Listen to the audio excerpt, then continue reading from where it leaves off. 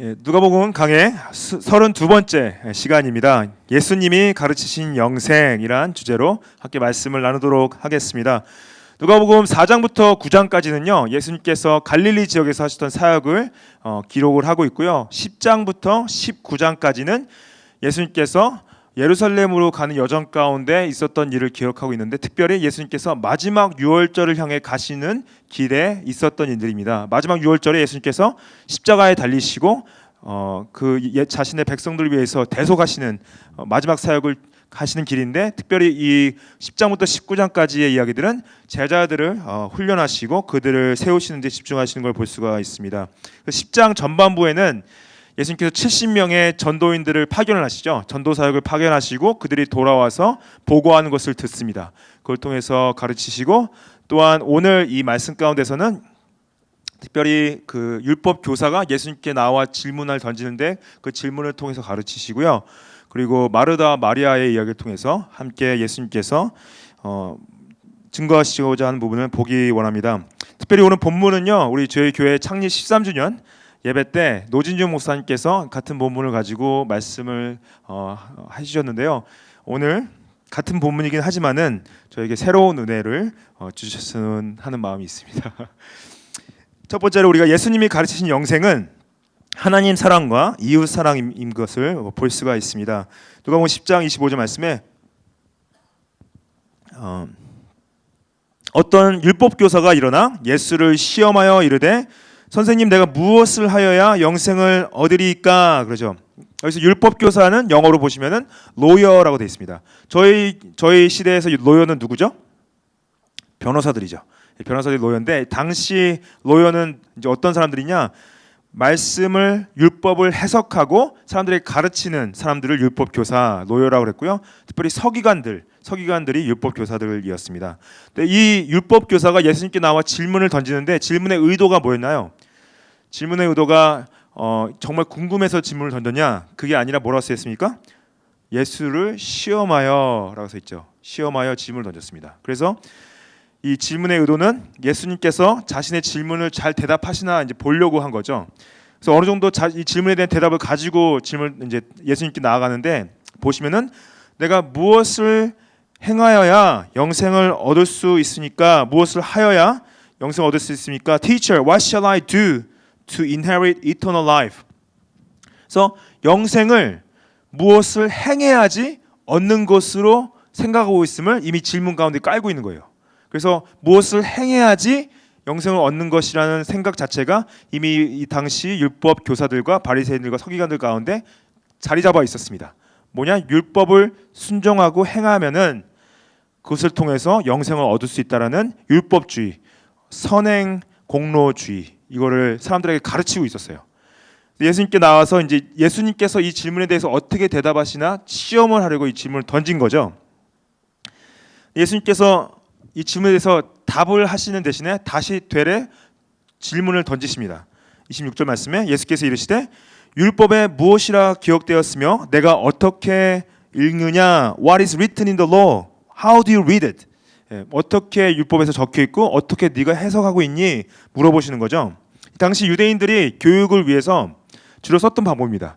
그래서 어떤 사람이 질문을 던졌을 때 다시 그 질문에 대한 질문을 던짐으로 말미암아 그 사람이 답을 어떻게 이해하고 있는지, 그래서 잘못 이해하고 있으면은 그것을 고쳐주는, 아니면 바로 이해하고 있으면은 그것을 칭찬하는 식으로 이제 질문 던진 거죠. 그래서 여러분들 자녀분들이 질문 많이 하시죠. 특히 어린 자녀들이 있으면은 아빠 여기 어디야? 엄마 여긴 뭐야? 이건 뭐야? 그런 질문 던질 때 주로 답을 그냥 주죠. 이거는 뭐야? 여기는 어디야? 이렇게 대답을 주는데, 좀 더 애들이 배울 수 있는 방법은 뭐냐면은 다 대례도 물어보는 거죠. 여기 어딘 것 같아? 이게 뭔 것 같아? 그러면서 아이들의 생각을 좀 들어보는 것도 지혜로운 유대인들의 교육 방법이죠. 근데 여기서는 예수님께서 특별히 상대방이 안 좋은 의도로 온 걸 아시고 계셨죠. 근데 여러분들 어떤 대화를 할 때 상대방이 여러분한테 안 좋은 의도로 질문을 던질 때가 있죠. 그러면 그 질문에 대해서 대답으로 받아치기 전에 되려 더 질문으로 받아치는 것도 나쁘지 않은 방법입니다. 특별히 남편분과 아내분과 관계가 안 좋으실 때 남편이 안 좋은 질문을 던졌다 그러면은 질문으로 대받아치는 거죠. 그럼 관계가 더 안 좋아지나요? 놀라셨나 봐요. 예. 어, 아무튼 그것을 이제 어떻게 보면 그걸 통해서 더 이렇게 화를 돋군다기보다는 화를 삭히기 위해서 질문을 던져야 되겠죠. 네, 그래서 질문을 던지니까 이 서기관이 율법 교사 이렇게 대답을 했습니다. 27절 말씀에 대답하여 이르되 내 마음을 다하며 목숨을 다하며 힘을 다하며 뜻을 다하여 주 너의 하나님을 사랑하고 또한 내 이웃을 내 자신과 같이 사랑하라 하였나이다. 그래서 이 사람이 대답을 했는데 이 대답을 되게 잘한 겁니다. 이 첫 번째 부분은 신명기 6장 5절 말씀 쉐마, 유대인의 쉐마를 인용한 말씀인데 특별히 하나님을 사랑하는 부분은 모세가 받은 그 두 돌판, 10계명의 돌판 중에 첫 번째 돌판에 1계명부터 4계명, 하나님과 인간과의 관계에 있어서의 의무, 하나님을 사랑해야 될 그 율법에 대한 요약을 신명기 6장 5절에서 하고 있는 건데 그거에 대한 대답이고요. 두 번째 파트, 이웃을 사랑하는 부분은 레위기 19장 18절의 말씀을 인용한 것입니다. 특별히 10계명에 있어서는 두 번째 돌판, 인간과 사이 가운데서의 의무들, 인간과 이웃을 어떻게 사랑해야 될지에 대한 5계명부터 10계명까지의 말씀을 요약한 말씀이죠. 그래서 예수님께서 이 대답을 들으시고 긍정적인 평가를 해주세요. 28절 말씀에 내 대답이 옳다. 이를 행하라. 그러면 살리라. 그래요. 그래서 어떻게 보면 이 율법 학자가, 율법 교사가 생각하는 그래 내가 이걸 행했을 때 영생을 얻게 될 거라는 믿음을 좀 동의해 주시는 것 같아요. 근데 나중에 이제 선한 사마리아인의 비유를 통해서 보시면 아시겠지만은 예수님 의도가 좀 더 다른 데 있음을 알 수 있긴 한데 잘 보십시오. 우리가 이 예수님의 대답을 봤을 때 우리는 뭘 기대했어요? 저는 적어도 이렇게 기대를 했습니다. 예수님이 이들한테 그걸 너가 행해도 영생을 얻을 수 없고 나를 믿는 믿음으로 말미암아 영생을 얻을 수 있어. 이렇게 대답하신 게 더 맞지 않았을까? 저는 생각을 했어요. 예를 들어서 예수님께서 요한복음 6장 40절에 이렇게 대답하세요. 내 아버지의 뜻은 아들을 보고 믿는 자마다 영생을 얻는 것이다. 대답하셨습니다. The will of my Father, everyone looks on the Son and believes in Him should have eternal life. 왜 예수님께서 이렇게 요한복음에서는 다른 사람한테는 이렇게 대답을 해주셨는데 제자들한테 나를 믿어야지 영생을 얻을 수 있다 대답을 하셨는데 왜 굳이 이 율법 교사한테는 그래 그 율법을 행해 그러면 영생을 얻을 수 있어 라고 대답을 하셨냐? 이것이 이제 여러 가지 의미가 있는데요. 물론 궁극적으로는 이게 우리가 예수님을 믿는 믿음으로만 구원을 얻을 수 있다는 부분들을 어떻게 다가가야 되냐? 예수님께서 이 사람이 하나님을 사랑하고 이웃 사랑하는 것을 순종할 때 영생을 얻는 것 자체가 틀린 말이 아닙니다. 이게 맞는 말인데 제가 그걸 이제 잘 설명을 드릴게요. 잘 들어보세요. 이게 왜 맞는 말이냐면은 로마서 2장 13절 말씀 보시면은 하나님 앞에서는 율법을 듣는 자가 의인이 아니요 오직 율법을 행하는 자라야 의롭다 하심을 얻을 것이다. 사도 바울이 신약에서 구약이 아니라 신약에서 율법을 행하는 자가 의롭다고 말씀하셨어요. 그래서 하나님을 진짜 사랑하고 인간을 진짜 이웃을 진짜 사랑하는 사람이 의롭게 될 것을 동의를 하고 있는 겁니다. 이게 의로운 게 맞아요. 근데 중요한 거는 로마서에 어떤 말씀이냐면은 모든 사람이 하나님 앞에 범죄해서 하나님 앞에 영광에 이르지 못했기 때문에 그 누구도 이걸 의롭게 행할 수 있는 사람이 아무도 없는 거예요. 여러분들 앞으로 10분 동안이라도 죄 한 번도 안 짓고 10분 동안 살 수 있을 것 같으세요? 아무도 없습니다. 여러분들 어떻게 보면 지금도 여기 앉아서 죄를 범하고 있는 걸 수도 있어요. 딴 생각 하시든지 아니면 저를 보시면서 왜 이렇게 얼굴이 크지 그런 생각 하시다든지 아무튼 그 범죄를 우리가 벗어날 수가 없어요. 우리 죄성은 계속 범죄를 할 수밖에 없는 상황 가운데 있습니다. 근데 이 율법을 이루신 분이 계세요. 의롭게 완전히 이루신 분이 있습니다. 누구시게요? 예수님이 성령으로 잉태하셔서 태어나셔서 죄성을 갖지 않고 죄 없는 자로서 완벽하게 하나님을 사랑하시고 완벽하게 이웃을 사랑하셨어요. 그래서 그 의를 우리가 믿을 때 우리가 의롭게 되는 것이 칭의입니다. 로마서 3장 21절에 이제는 율법 외에 하나님의 한 의가 나타났으니 율법과 선지자들에서 들에게 증거가 받은 것이라. 율법과 선지자들이 증거받은 것이 뭐냐면은 하나님 사랑과 이웃 사랑하라는 명령이에요. 근데 그거를 완벽하시게 지킨 의가 나타났다. 그게 예수 그리스도다. 그분을 믿음으로 말미암아 모든 믿는 자에게 미치는 하나님의 의다 그래요.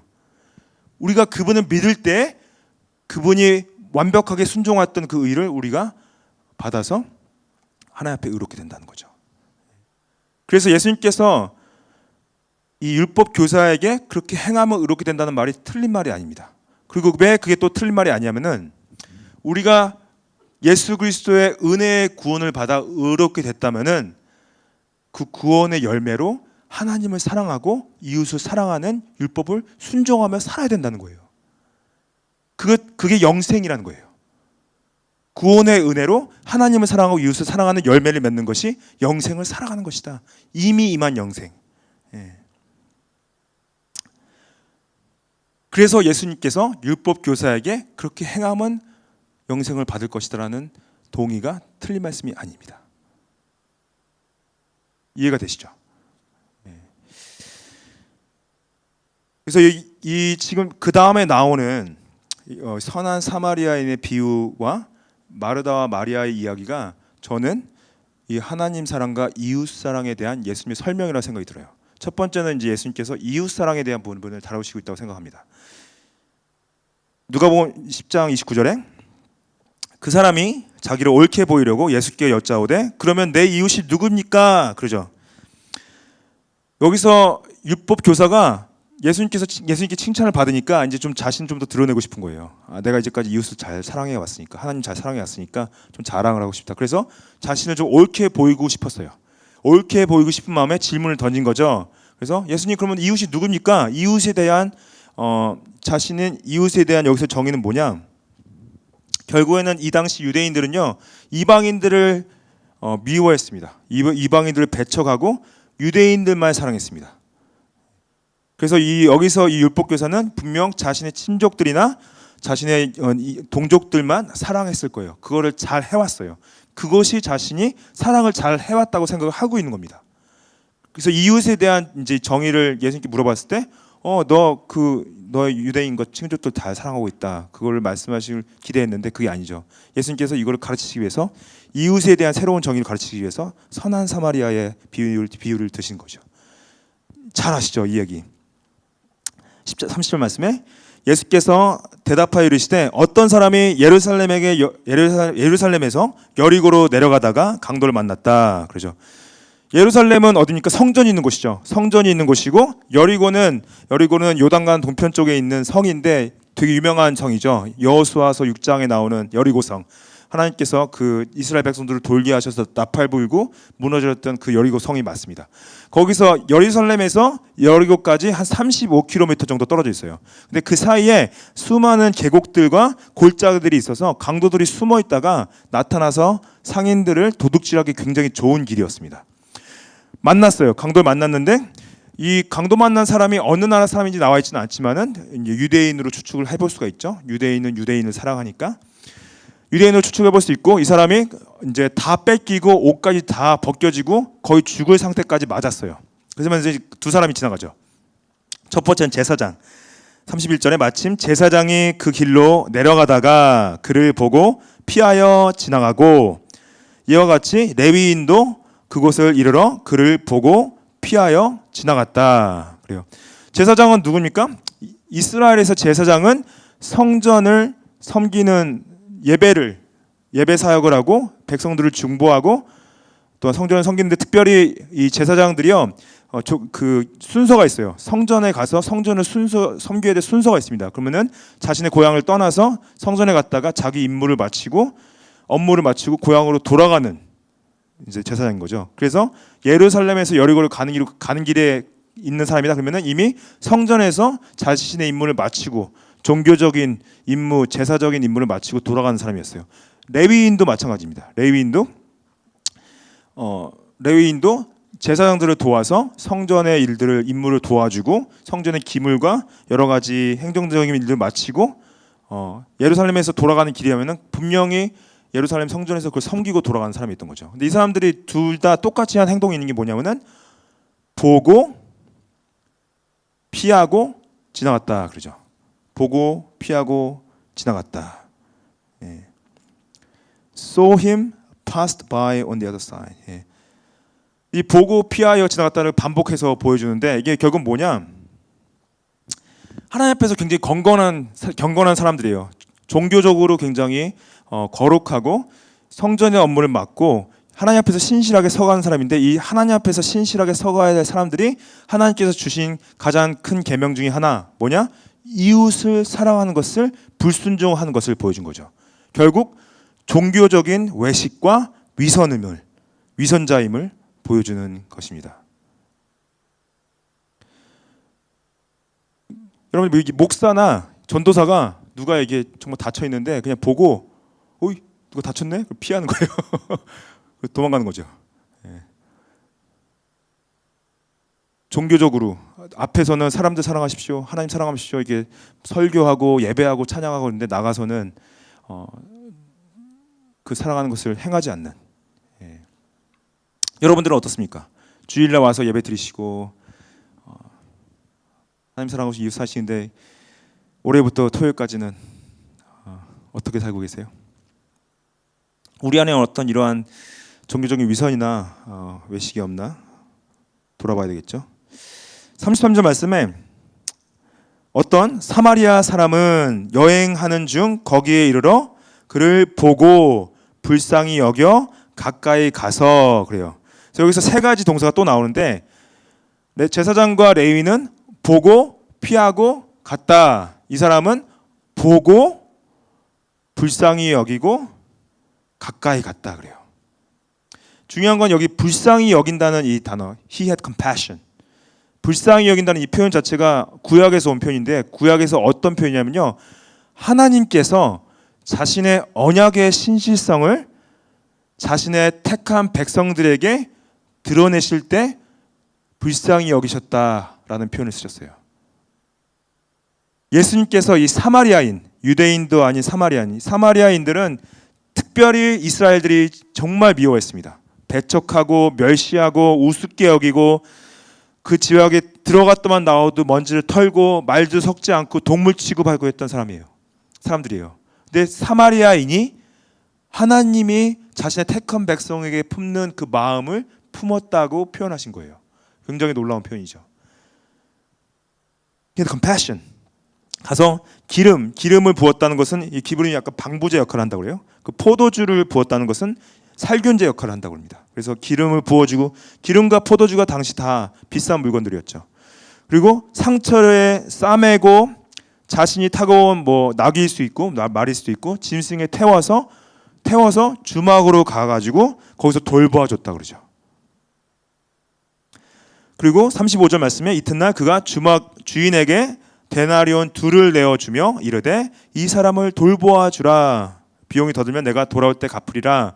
그래서 이 사람이 아마 굉장히 바쁜 사람이었던 것 같아요. 상인이었던 것 같아요. 비즈니스맨이었던 것 같아요. 꼭 가야 될 비즈니스 미팅이 있었던 것 같아요. 그래서 어쩔 수 없이 이 사람을 돌봐줄 수가 없고 어디 가야 될 상황이니까 주막 주인에게 부탁을 한 거죠. 이 사람을 내가 돌봐줄 수 없는 상황이니까 좀 돌봐 달라. 자기가 돌아와서 다시 더 갚겠다. 근데 2 데나리온은 당시 한 데나리온은 한 노동자가 하루치 일한 대가입니다. 그래서 2 데나리온은 이제 이틀치 일한 대가인데 요즘에는 저희가 이제 숙박시설 어디다 숙박을 잡는 것 따라 다르겠지만은 하루 일당을 하루 숙박비로 잡는다면 당시 숙박비는요 하루 일당 한 데나리온이면은 한 달 정도 숙소를 잡을 수 있었어요. 그 2 데나리온을 줬다는 건 뭐냐면 2달치 숙박비를 준 거예요. 2달치를 줬다는 건 뭐냐면은 이 사람이 아무리 심각하게 다쳤다 할지라도 결국에는 이 주인에게 이 사람을 간호하고 돌봐줄 수 있는 돈까지 다 준 거죠. 근데 그것도 모자랄 수 있으면은 자기가 와서 더 주겠다. 이게 뭡니까? 이게 그냥 사랑을 행하는데 그냥 상처만 싸매주고 끝날 수 있었어요. 아니면은 주막에만 놓고 갈 수 있었어요. 아니면은 그냥 돈만 주고 나중에 돌아올 필요가 없었어요. 근데 자기가 좀 해야 될 것보다 좀 더 오버해서 사랑을 한 거죠. 예.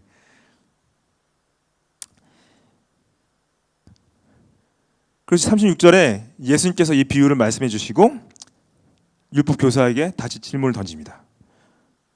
내 생각에는 이 세 사람 중에 누가 강도 만난 자의 이웃이 되겠느냐 그래요. 제사장과 레위인과 사마리아인 중에 누가 이 강도 만난 사람의 이웃이겠느냐? 그러니까 이 율법 교사가 대답을 이렇게 합니다. 이르되 자비를 베푼 자니이다. 예수께서 이르시되 그럼 가서 너도 이와 같이 하라 말씀하세요. 이 자비를 베푼 자입니다. 맞게 대답했죠. 맞게 대답했지만은 이것이 이 사람이 진짜 변화됐는가는 저희가 의문을 던질 수 있습니다. 왜냐? 정말로 제대로 대답을 했으면요, 자비를 베푼 자라고 대답하지 말고 사마리아인이라고 대답을 했어야 돼요. 사마리아인입니다라고 대답했어야 되는데, 왜냐하면 예수님께서 분명히 사마리아인이라고 말을 했거든요. 근데 자비를 베푼 자다 이렇게 말한 건 뭐냐면은 자신의 입에 사마리아인이란 단어 자체도 담기가 싫었던 거예요. 이미 이 사람 가운데 종교적, 인종적 차별과 배타적인 마음이 자리 잡고 있어서 변화되지 않은 상태에 있었기 때문에 사마리아인입니다, 이웃입니다 말하지 않고 자비를 베푼 사람입니다라고 말한 거죠. 이러한 예수님께서 그래서 더 황당한 거는 그래 그럼 넌 가서 사마리안처럼 해라 이렇게 말씀하신 거죠. 네. 여러분들 이 종교적, 인종적 이러한 편견들 이런 것들이 안타깝게도 교회사 가운데 교회 가운데도 굉장히 많았습니다. 예. 백인들이 흑인들을 무시하거나 교회가 잘 사는 사람들이 못 사는 사람들 무시하고 한 인종이 다른 인종을 무시하는 행동들은 굉장히 많았습니다. 예. 중요한 거는 저희가 멜번 서부교회가 그런 편견이나 그러한 배타적인 마음들이 있냐 없냐는 거죠. 예.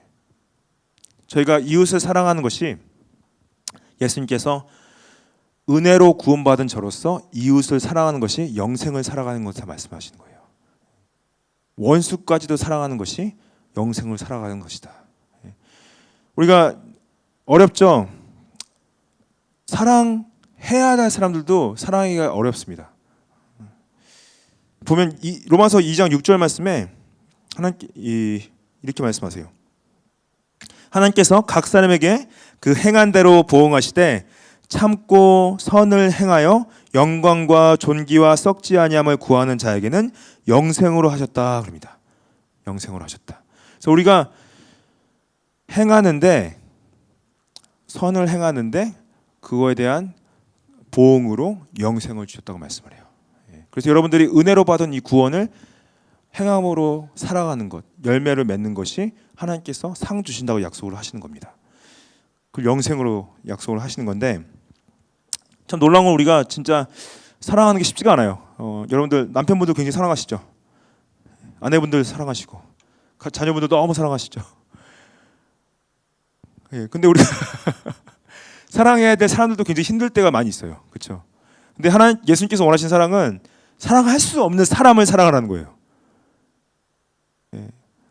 가족분들 중에서 정말 사랑할 수 없는 사람도 있다면 더 사랑하라고 말씀하시는 거고, 직장에서 동료 중에 정말 미운 사람들이 있다면 그 사람을 사랑하라고 말씀하시는 거고, 학교에서 정말로 사랑하고 싶지 않은 사람이 있는데, 아니면 교회 안에서 같이 믿음 생활 하시는 분들 중에 얼굴도 보고 싶으시지 않은 분이 계신데 그분들을 사랑하라고 말씀하시는 거죠.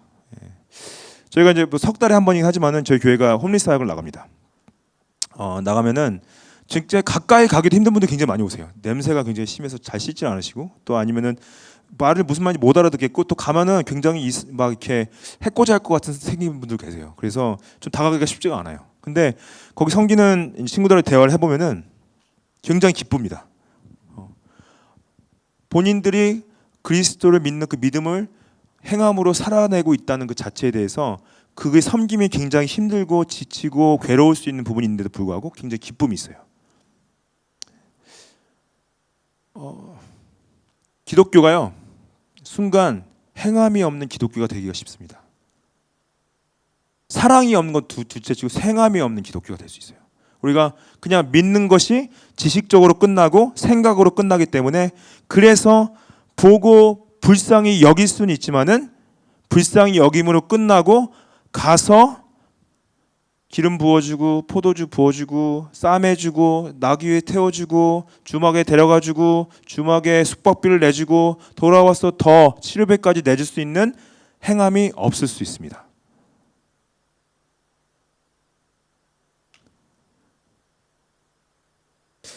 저희가 그래서 불쌍히 여기는 마음으로 끝내서는 안 돼요. 기독교는 행하는 종교입니다. 희생하는 종교이고 다가가는 종교이고 먼저 섬기는 종교이다. 저는 제가 제일 괴로울 때가 뭐냐면은 제 삶이 그냥 저만 바라보고 있는 거예요. 그냥 제 삶을 챙기기가 급급한 거야. 저밖에 모른다는 생각이 들 때 제일 괴롭습니다.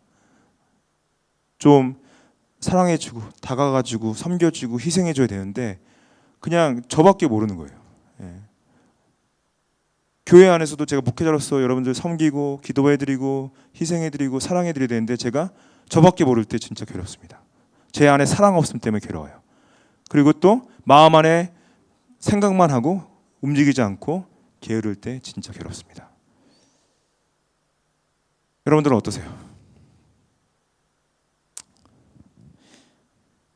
우리가 어떠한 생각으로 끝나지 않고 행함으로 나아가고 그 행할 때 올 두려움을 넘어서서 믿음으로 나아가시기를 축복합니다. 이제 이 마지막에 마르다와 마리아에게는 저는요 하나님 사랑에 대한 특별히 예수님을 집중함을 통해서 하나님 사랑하는 부분이 아닌가 생각을 했어요. 10장 38절 말씀에 그들이 길 갈 때 예수께서 한 마을에 들어가셨다. 여기서 한 마을은 베다니로 추정을 하고 있습니다. 왜냐하면 베다니에 마르다와 마리아와 나사로가 살고 있었거든요. 그래서 이 한 마을은 베다니였을 텐데 베다니 들어갔을 때 여기서 마르다가 예수님을 영접하죠. 영접하고 그 다음에 마리아라는 동생이 있다. 그런데 여기서 이제 동생이라는 표현보다는 이제 누이라는 표현이 맞는데 마르다가 먼저 언급이 됐기 때문에 분명히 마리아가 동생이었을 거라고 보는 거죠. 그 다음에 나사로 남동생이 있었고, 그래서 마리아는 특별히 성경에 많은 마리아들이 나오는데 막달라 마리아는 아니고요. 왜 헷갈릴 수 있냐? 왜냐하면 막달라 마리아도 향유를 붓고 머리로 이제 예수님 자신 눈물로 닦았죠. 예, 근데 이 마르다의 동생 마리아는 향유를 붓고 자신의 머리로 예수님 발을 닦았죠. 예, 굉장히 유명한 사건이죠. 근데 이 마리아가 이제 예수님이 왔는데 마르다는 이 사람들을 섬기느라 음식을 준비하고 섬기느라고 정신이 없고 분주한데 이 마리아는 사람들을 섬기지 않고 예수님 밑에 앉아서 말씀을 듣고 있는 거죠. 그래서 40절 말씀 보시면은 마르다는 준비하는 일이 많아 마음이 분주한지라 그럽니다. 그래서 분주한지라 한국말로 표현된 분주라는 표현이 헬라어로 보시면은 페리에스파토라는 단어예요. 페리에스파토라는 단어고 영어로는 distracted. 그래서 분주하다는 표현이 마음이 원어 뜻이 뭐냐면은 마음이 여러 갈래로 나눠져 있다는 겁니다. 여러 가지 이제 생각이 있어서 집중을 못 하는 거예요. 한 가지를 집중을 못 하고 있는 거예요. 여러 가지로 이제 마음이 분주해서. 근데 이 마르다가 예수님께 나와서 이제 불평에 대한 질문을 던집니다. 이제 질문 던지는데 이 불평에 대한 질문, 이 어떻게 보면 잘 보시면요, 이 마르다가 예수님께 질문을 던지는 자세나 태도가 율법 교사와 좀 비슷하게 느껴질 수 있어요. 율법 교사는 물론 예수님을 시험하려고 했지만은 마르다는 시험하려기보다는 아무튼 불평을 가지고 나와서 질문을 던지는 부분. 그래서 예수님께 좀 약간 도전하는 질문이죠. 어떻게 질문을 하냐? 주여, 내 동생이 나 혼자 일하게 두는 것을 생각하지 아니하시나이까? 그래요. Lord, do you not care that my sister has left me to serve alone? 마리아에게 명하사 나를 도와주라고 해주십시오. 근데 이게 왜 이제 이거를 저희가 예수님께 도전하는 질문으로 볼 수 있냐면은 만약에 진짜 마르다가 예수님 섬김에 있어서 순수한 마음으로 예수님 섬기고 있었다면 그냥 단순하게 이렇게 했으면 돼요. 마리아야, 내가 지금 좀 바쁜데 나를 좀 도와줄 수 있니? 마리아한테 말했으면 돼요. 그렇죠? 근데 마리아한테 말하지 않고 예수님께 나가서 예수님께 질문을 던졌습니다. 예수님, 왜 얘 가만히 앉아 있는 거 그냥 보고 계십니까? 얘 빨리 나 와서 도와주게 말 좀 해주십시오. 그러는 거예요. 그거를 이제 여러 가지 의도를 추측해 볼 수 있죠. 첫 번째는 예수님께 질문했던 것은 자기가 하는 섬김을 좀 인정해 달라 하는 의도로 질문을 하신 걸 수도 있고, 아니면은 진짜 정말로 마리아에게 말씀 안 하시기 때문에 예수님께 불평을 하는 걸 수도 있어요. 예수님이 명령을 해주셔야 되는데 명령을 안 해가지고, 그렇죠? 아니면 그냥 정말로 동생 마리아한테 불평이 있어서 예수님께 나와서 마리아에 대한 불평을 못마땅함을 표현한 걸 수도 있죠. 제가 다 추측입니다. 추측이지만은 결국에는 이 감정적으로 되게 격양된 상태에서 불만을 가지고 불평을 가지고 나왔던 거죠. 여기서 예수님께서 어떻게 대답하십니까? 다 아시죠? 마르다야 마르다야, 내가 많은 일로 염려하고 근심하나 몇 가지만 하든지 혹은 한 가지만으로 족하니라. 마리아는 이 좋은 편을 택하였으니 빼앗기지 아니하리라. 그래서 이 마르다야 마르다야 하는 건요, 예수님께서 가르치려고 강하게 말씀하신 표현이 아니라 친밀한 관계를 드러내는 표현입니다. 품어주시고 그 마음을, 격양된 마음을 안정시키시려고 마르다야 마르다야 한 거지, 이걸 막 화내시려고 소리 지르면서 말씀하신 게 아니고, 여기서 보면은 많은 일로 염려한다. 이게 아까 그 distracted, peri espato, 여러 가지 생각을 가지고 있다라는, 마음이 분리되어 있다는 것을 표현하신 거죠. 많은 일로 염려 근심하나 한 가지만에 족하다. 그래서 이거를 지난번에 노진종 목사님이 설명하셨을 때 되게 중요한 부분을 말씀하셨죠. 뭡니까? 이것을 이원론 쪽으로 생각하면 안 된다. 이원론 쪽으로 생각하는 뭐냐면요, 마르다가 하는 주방일이나 음식은 거룩하지 않은 일이고, 마리아가 예수님의 다리맡에서 앉아서 예수님 말씀 듣는 것은 거룩한 일이다. 이것은 잘못된 해석이라고 말씀드렸죠. 거룩한 일이 아니다. 이걸 어떻게 생각하셔야 되냐? 무엇을 하든지 예수님의 영광을 위해 하면은 거룩한 일이고요. 무엇을 하든지 예수님의 거룩이 아니라 자신의 욕심을 따라갔다면은 거룩하지 않은 일이죠. 저도 설교를 하면서 여러분들한테 내가 좀 목회자로서 인정을 받고 싶고 성공하고 싶고 막 돈을 더 많이 벌기 원한다, 그런 마음을 가지고 설교한다면은 그건 더 이상 거룩한 일이 아니라는 거죠. 근데 여러분들이 밖에서 직장 생활을 하든지 학교에서 공부를 하든지 그것을 예수님의 영광과 그의 뜻에 순종하기 위해서 하신다? 그럼 그게 거룩한 일이라는 거예요. 그렇죠? 그래서 마르다가 주방 일을 해도 예수님을 위해서, 그분을 섬기기 위해서 순수한 마음을 가지고 했다면 그걸로 족하다고 말씀하시는 거예요. 그래서 이게 그걸 분리해서 생각하면 위험하다고 노 목사님께서 그때 설명을 해주셨죠. 근데 결국에는 우리가 마르다가 정말로 예수님의 순수한 섬김을 순수하게 예수님 사랑하는 마음을 가지고 섬겼다면은, 그냥 마리아한테 와서 마리아야, 우리가 예수님을 잘 섬기기 원하니까 우리 함께 음식을 하는데 좀 도와주겠니? 이렇게 나왔어야 된다는 거죠. 근데 너무 화가 나는 거예요. 마리아가 날 안 도와주고 예수님 아무 말도 안 하고 계시니까. 여러분들, 이게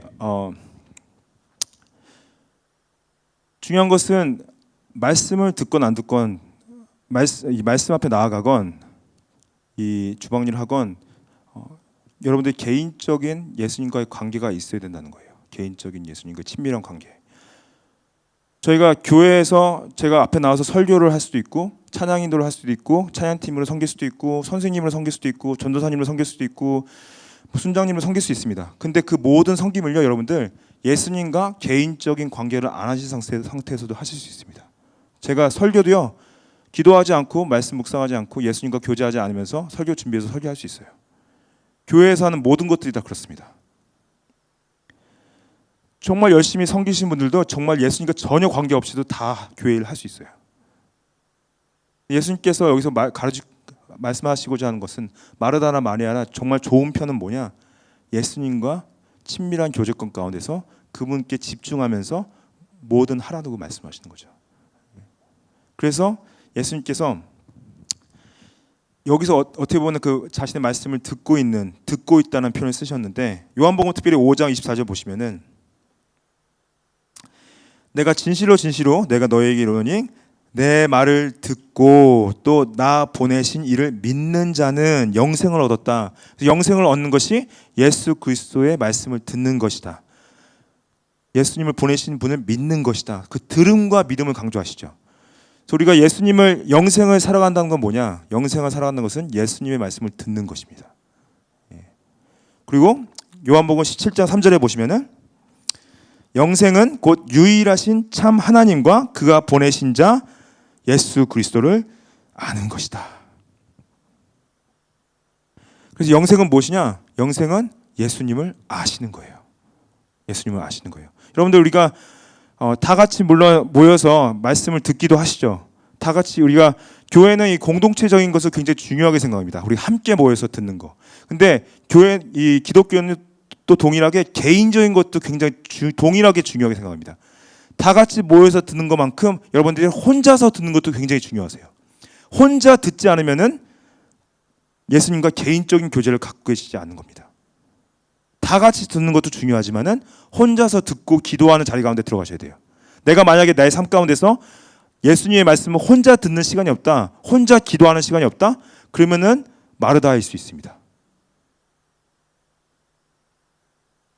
그리고 정말 분주하게 많은 것들을 한다 할지라도 정말로 예수님의 영광이 아닌 자신의 욕심에 따라 할 수 있다는 거죠.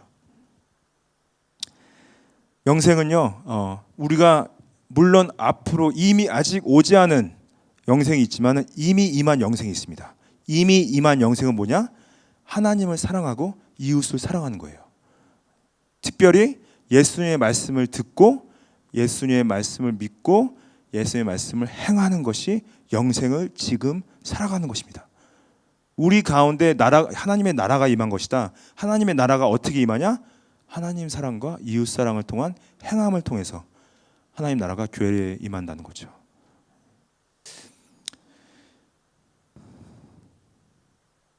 같이 우리 기도했으면 좋겠습니다.